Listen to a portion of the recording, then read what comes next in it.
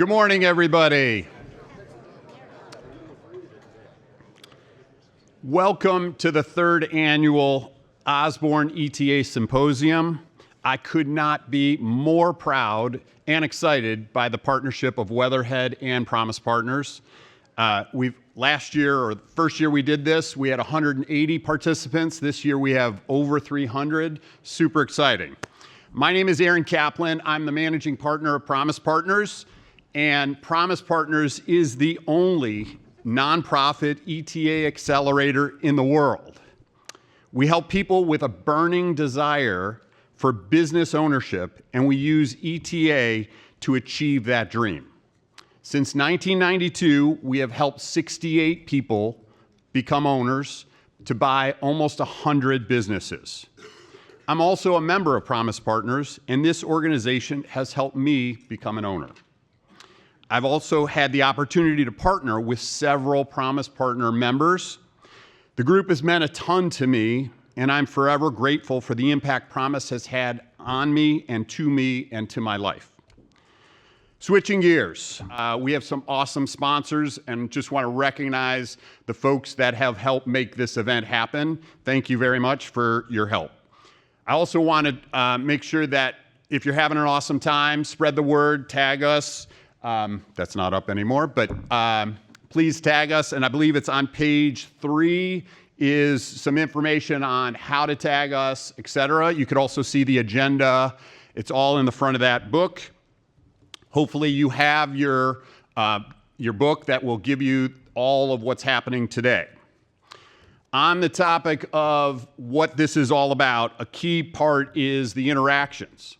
And so all of us have name tags, and they all have different colors. What's that mean? The blue tags are people who are aspiring business owners. Green tags are current business owners. And white tags are all the folks that are surrounding, helping, accountants, attorneys, folks from the university, etc. So if you have the right tag, giddy up. If you do not, go see somebody at the registration desk. They'll help you out and change that up. But make sure you're interacting with folks and understanding what their perspective is. And now I'd like to introduce Scott Lowry. Scott is a member of Promise Partners, has been for 23 years. He bought his first company through Promise Partners or because of Promise Partners, and has spent many years helping others do the same. Today, he's the managing partner of his own ETA-focused investment firm. He's also the Richard Osborne Professor of Entrepreneurship here at Weatherhead. And finally, Scott is the driving force of this event. He's the one that has made this happen. Scott, come on up and share some words.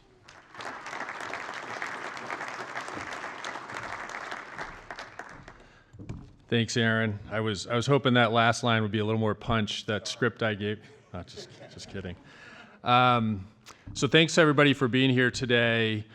So some folks might be asking, who is Richard Osborne, who this event is named after? There's probably quite a few people that knew him personally that are in the room. For me, Richard was my professor when I was a student here at Weatherhead in 2001.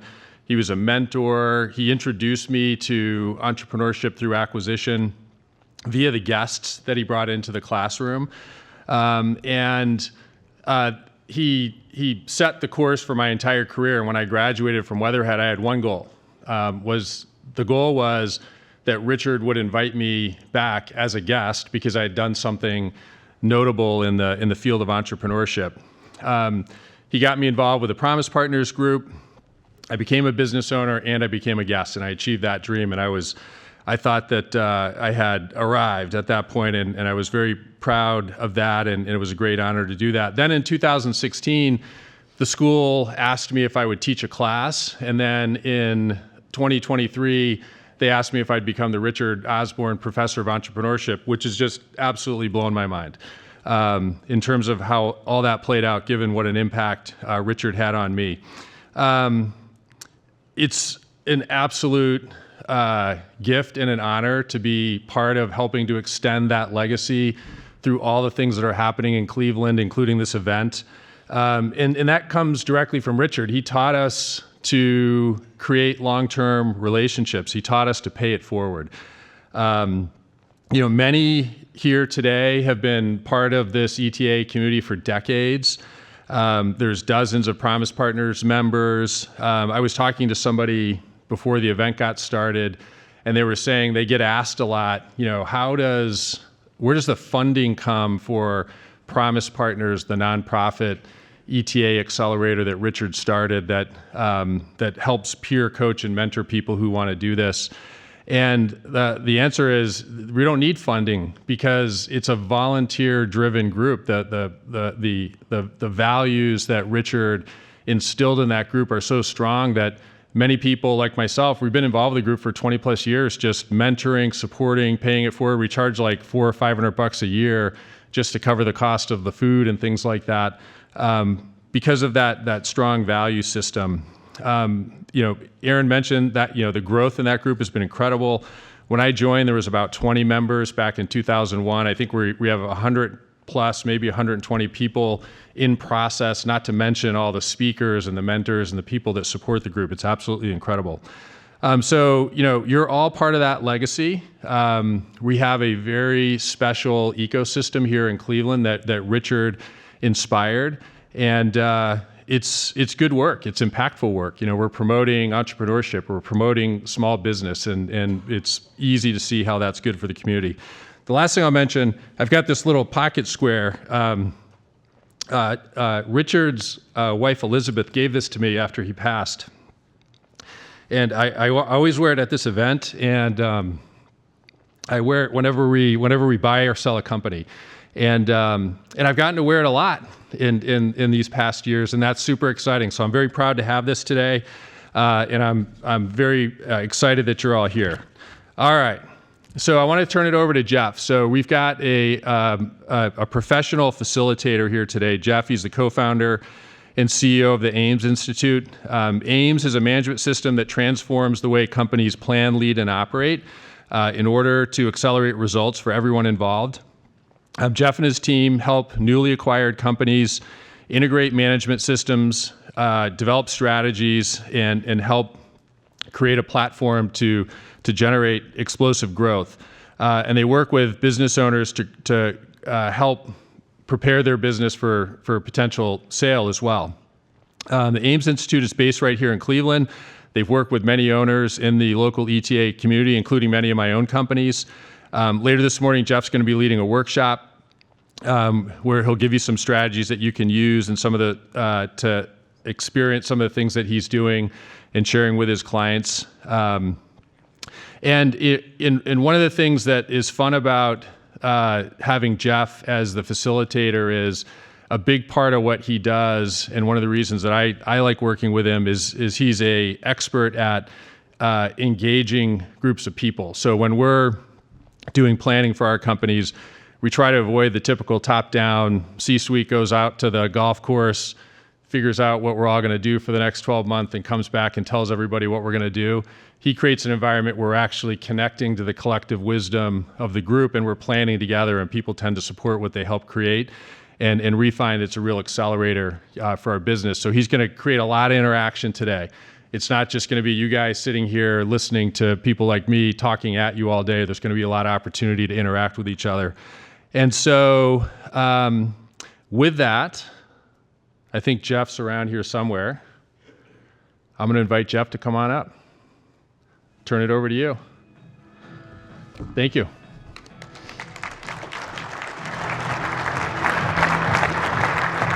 Wow, look at that. I got some music to come up to, too. Thank you, Scott, very much. It's super exciting to be here with all of you. I think back over the past couple years, every year we seem to fill up more and more of this room. So, Scott, if you keep growing, we're going to have to do something different in this space. I also want to thank Scott for the amazing introduction. I was thinking as he was talking, I really need to get him to come to explain at my house to my 3 girls what it is I do. Because their answer when I ask them the question or someone else says, well, yeah, my dad, he goes to meetings. That's their perception of it. But I'm grateful to be able to be here with you and to do the work that I do. One of the things I was thinking about this morning, I was reflecting on, and it comes from a story that I heard last week when I come into this room and I look around and you all look at the other folks in this room, one of the things that dawned on me is Aaron was talking about your name tags and the colors of those. If you have a green badge, you could probably also say that you have a white badge. Because what really makes this community special is that everyone's here to help everybody else. And if you think about the things that we're doing, it's a lot of uncommon people doing uncommon things, and it's exactly what the world needs. Entrepreneurship does move the world forward. And so I think that's a nice segue into an exercise where we can have some conversations, maybe meet some new people. So if you have your workbook, what I'd encourage you to do is to turn to page 6 in that workbook right now. Hopefully you have a pen as well. There's lots of pens out in the hall, some nice Promise Partners pens that you can use. And so what I'd encourage you to do is, just for a minute or two, I want you to reflect on a question, actually 2 questions. Right? I want you to get you to journal some thoughts around those 2 questions, and then I'm going to give you instructions as to what we're going to do next. The first question I want you to reflect on is really about stories of impact. When you think about entrepreneurship, you think about this ETA ecosystem that Aaron and Scott were describing. I thought to myself, what if we highlighted all of the excellent work that's already happening in this ecosystem? Right? If we were highlighting all the excellent work and you were asked to spotlight just one outstanding example, a story that illustrates how entrepreneurship is a force for improving our community's economic and social wellness. What real life story have you seen, read about, or experienced that you'd most want to share with others in this room? Right? One story that illustrates how entrepreneurship is a force for good in this community. And I want you to write down, I want you to reflect on that story, put some details on that page, there's space in your workbook. Describe where did that story happen, what happened, who was involved in the story, and what were some of the results for that really impacted this community. After you've written some details about that story, I'd encourage you to move to question number 2, is why does ETA matter? Right? When you think about your story, and you're going to get some conversations with others and hear their stories, why is being here today in this room important? And what are your hopes in your time together today? Take a minute or two, reflect on that, and then I'll give you instructions what we're going to do next. Mark, if you can cue up some journaling music, that'd be amazing.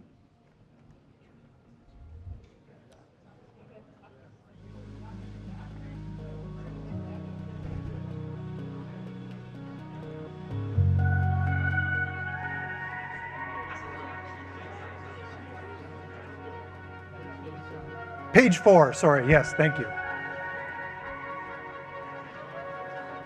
Just encourage you to take a minute to yourself, think of that story, journal your thoughts down. I'll give you an opportunity to share with others in just a moment.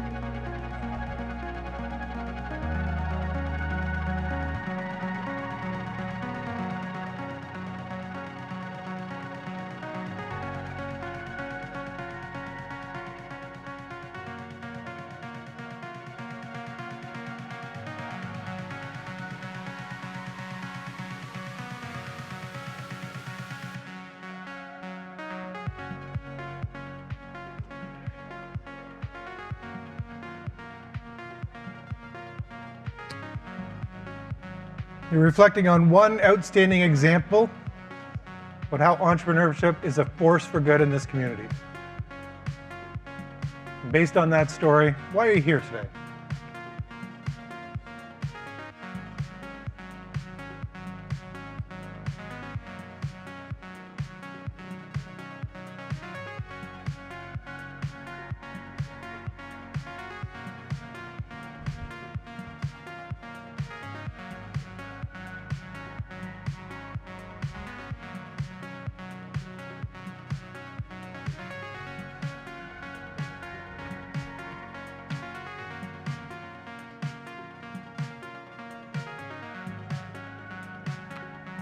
All right, here's what we're going to do next. In just a moment, when I say go, I'm actually going to encourage you to get up out of your seats, move around the room, and form groups of 3. And when you form groups of 3, I'm going to encourage you to find someone you don't know.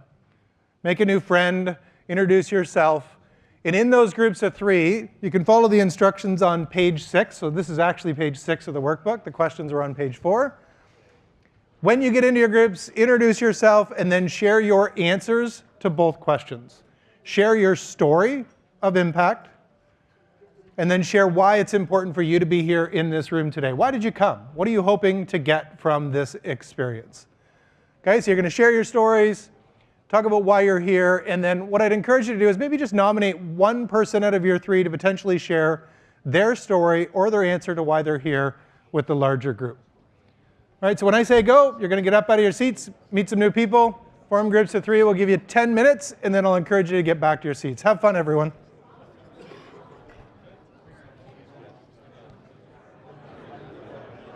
All right, I hate to break up the amazing conversations. If you can make your way back to your seats, that would be amazing.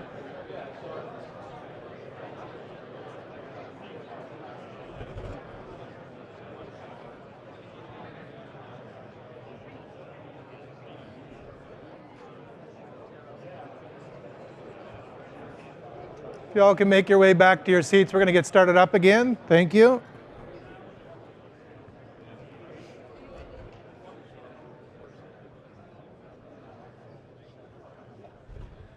Really quick show of hands. How many of you noticed that the energy changed in the room when we got into the conversations with one another? Just raise your hand. Yeah, absolutely. Here's what I love watching and observing, and it happens every time, right? We would go into an organization and we open up with a question like that, and we say, hey, get into groups and have a conversation. Everybody kind of looks at each other and says, are we really doing this right now? Right? I've been there. But it's in the questions that we ask that spark the conversations that bring energy into a room. So what I'd love to do now is pull in a few shares from across the room. Stories of impact or a really compelling reason you heard for being here today or hopes from the session in our time together. I think we got a couple of mic runners in the room. Just raise your hand if you heard something inspiring you think the rest of the group would love to hear. Who wants to be courageous and go first? Raise your hand. Perfect. Thank you, Aaron. You got a mic right up here.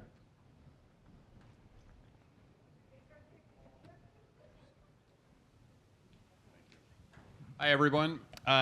So our group of Nick, Ian, Brendan, and myself, one of the stories that I shared, so one of the companies that we own is a 100-year-old piston manufacturer. We bought it from a 3rd and 4th generation family. There wasn't a 5th generation.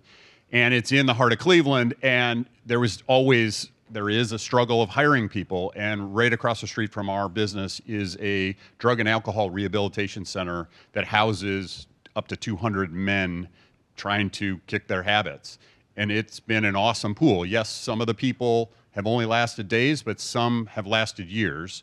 And that has been super helpful. And really what these gentlemen really boiled it down to is being locally focused on growth and helping is really what ETA means to us and the importance of it.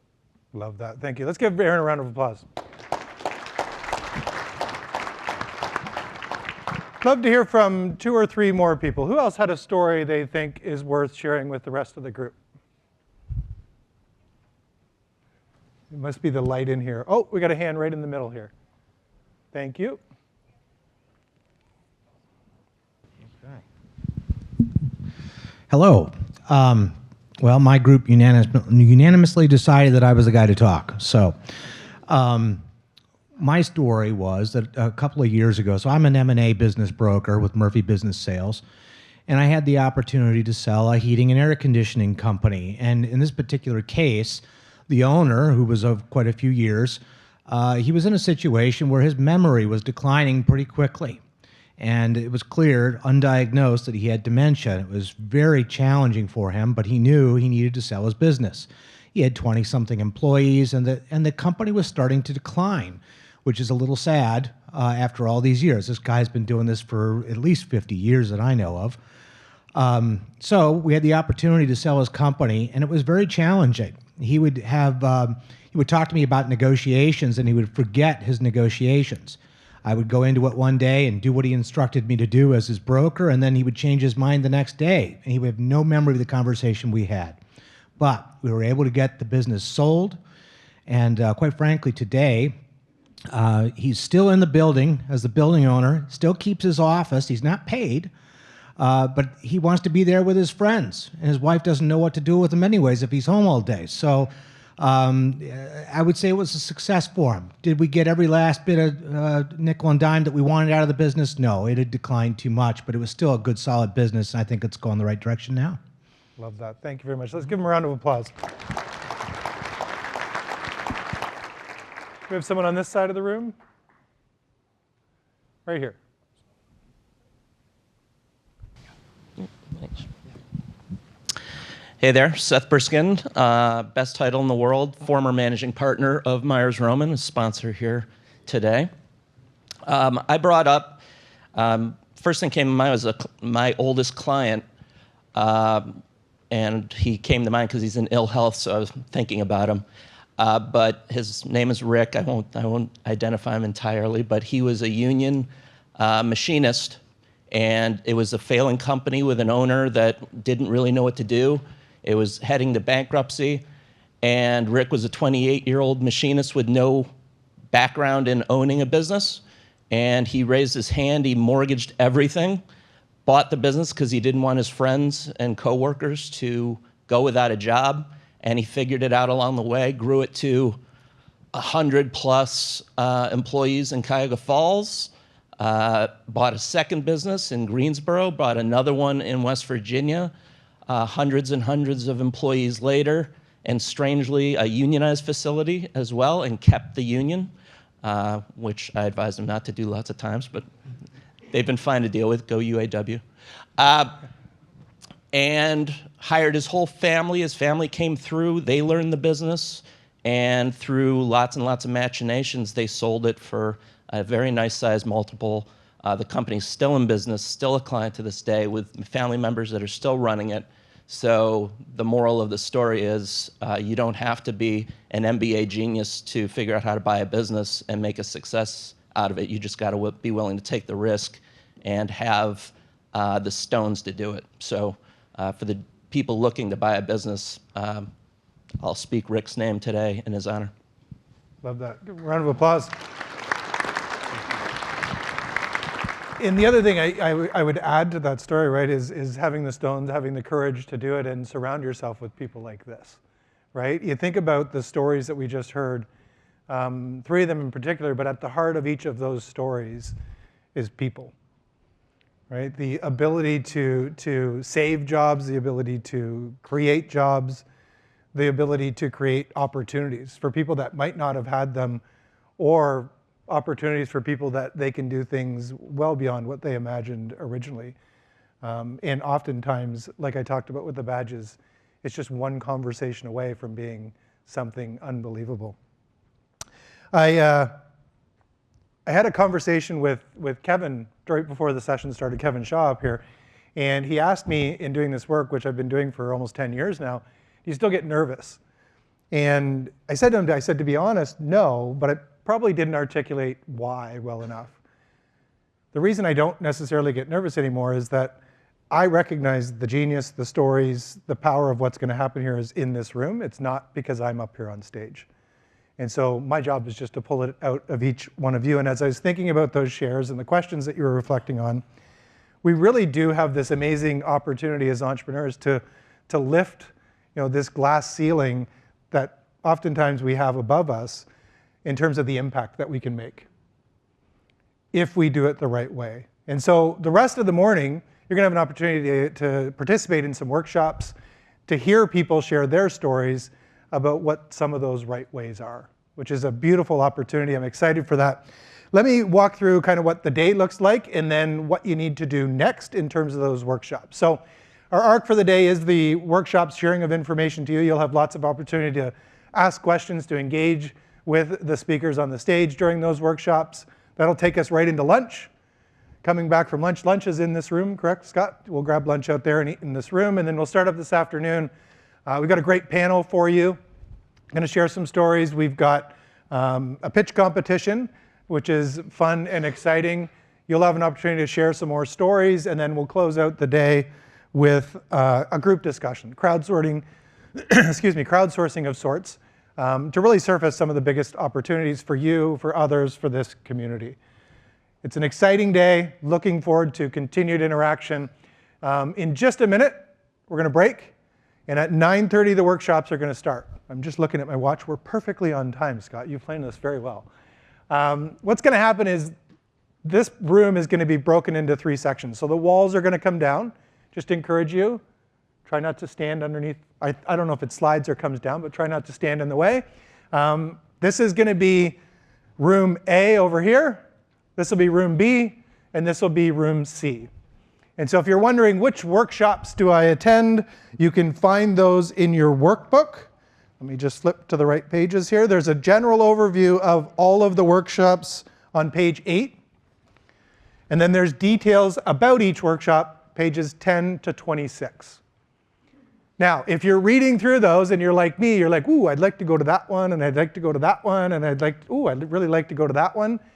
Don't worry, they're all going to be recorded and made available to you after. So if you can't attend one because there's multiple at the same time you really want to be in, we will share the recordings with everybody after the session is over. Okay, so in just a minute, those walls are going to close. If you can make sure you're out of the way, maybe grab a refreshment, a bathroom break, and then be back in the room for 9:30, that would be amazing.